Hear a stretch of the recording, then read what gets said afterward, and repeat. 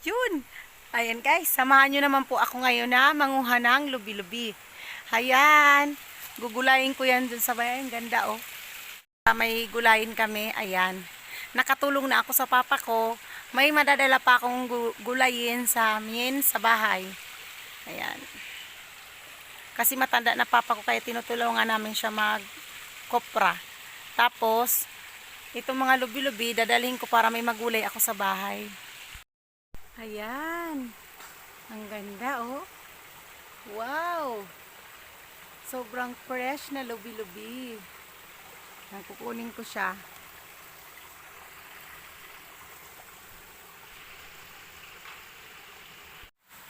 Yan oh. Oh, diba? Yan. Sobrang fresh. Lubi-lubi. Sobrang batang-bata pa. Ang sarap nito gataan. Ayan. Nakatulong na ako sa papa ko sa pagkopra. May dala pang libreng gulay sa bahay. Ayan. Magdadala rin ako ng nyog pang gulay. Ayun. Sa may anahaw. Meron doon. Tingnan natin. Ayan. Wow. Lubi-lubi is real. Kukunin ko siya.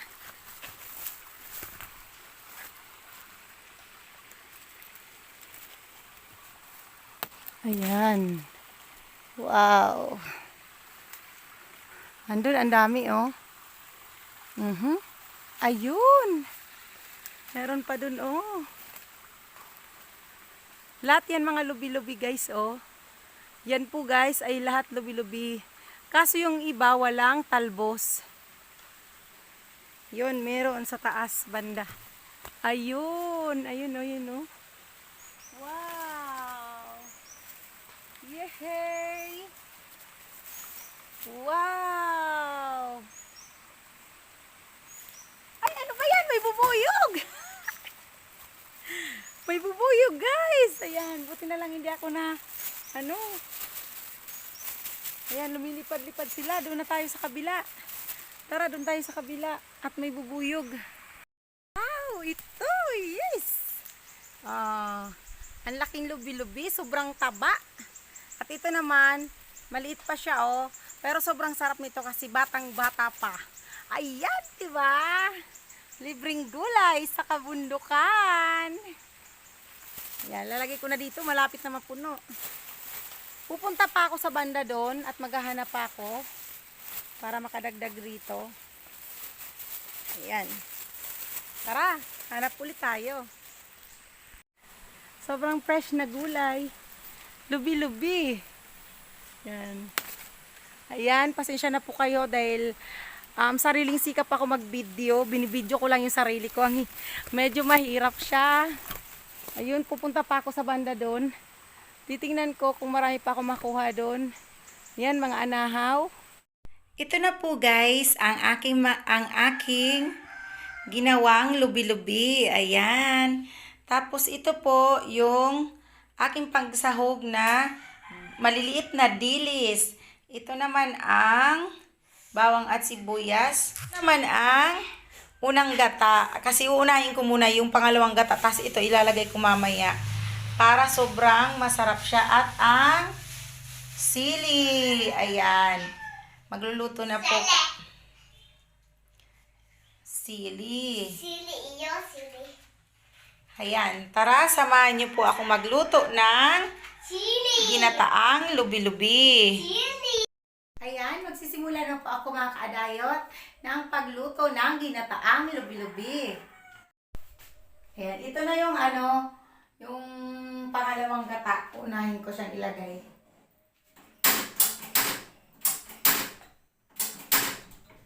Mukhang maubos na ang gas. Unahin ko siyang pakulo, yung pangalawang gata. Saka ko po ito ilalagay na dahon ng lubi-lubi. Para kapag naluto na yung kapag naluto na yung lubi-lubi, ayun ang kulit ko. Hi ka sa kanila. Hi guys!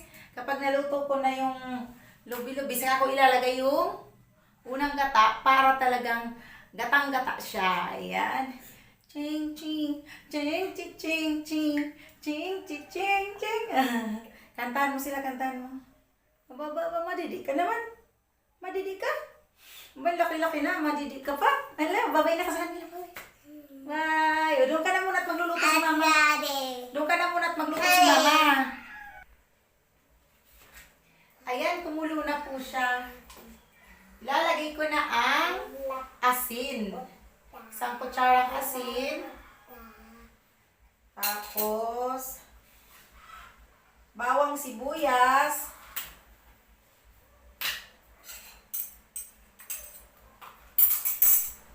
At ang dilis.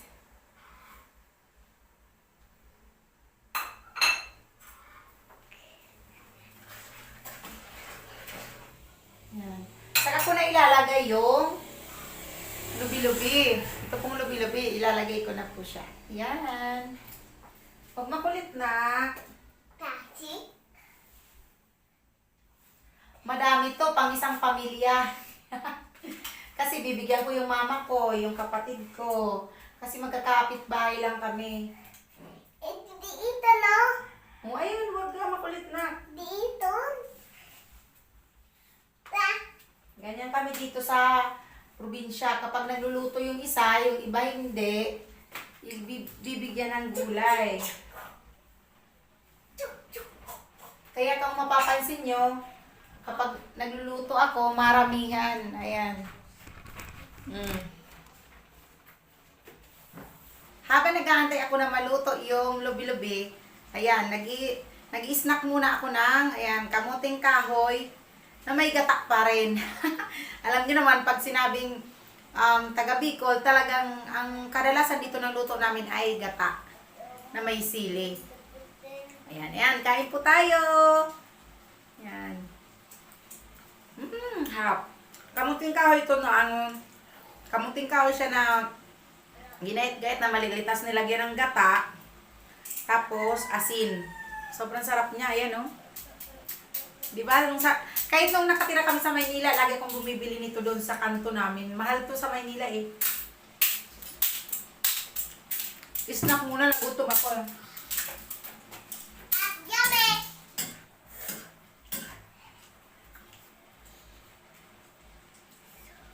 Maya-maya pa konti, ilalagay ko maya-maya yung unang gata. Ayan po guys, dahil natuyo na yung kanyang pangalawang gata, ibubuhos ko na po itong unang gata. Ayan. Sobrang sarap niyan kasi gatang-gata siya. Tapos, lalagyan ko ng kaunting asukal kasi hindi na ako gaano naglalagay ngayon ng mga seasoning kasi nga mga high blood na rin kami. Mas maganda yung na natural na lang. Ito asukal na lang para pamalit to sa mga seasoning. Kaysa gagamit ako ng betchin o magic sarap, yan na lang ginagamit ko. Ayan. Aantayin ko lang siyang kumulo at maluto yung unang gata. Tapos, pwede na po siyang iulam. Ayan, ulam namin to ngayong tanghalian. Partner ng pritong isda.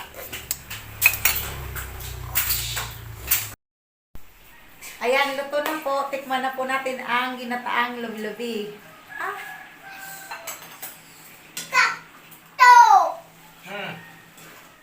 To. Oh. Na abuk na iguana biskuit. Niyakis na kayo.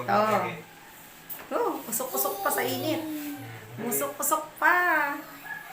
Dahil ako naligo, baok gayon. Yan, maya-maya darating na yung estudyante ko, yung panganay ko. Baok. Kakain sila dito ng mga kaklase nila. Abu. Harap. Ito ang ulam namin ngayong tanghalian. Sarap. Ayan, maraming salamat po sa mga laging nakasuporta sa aking mga vlog at sa mga hindi nag-skip ng ads. Thank you. Maraming salamat po. Hanggang sa muli. Ito si Adayat Vlogs. Bye-bye. God bless everyone.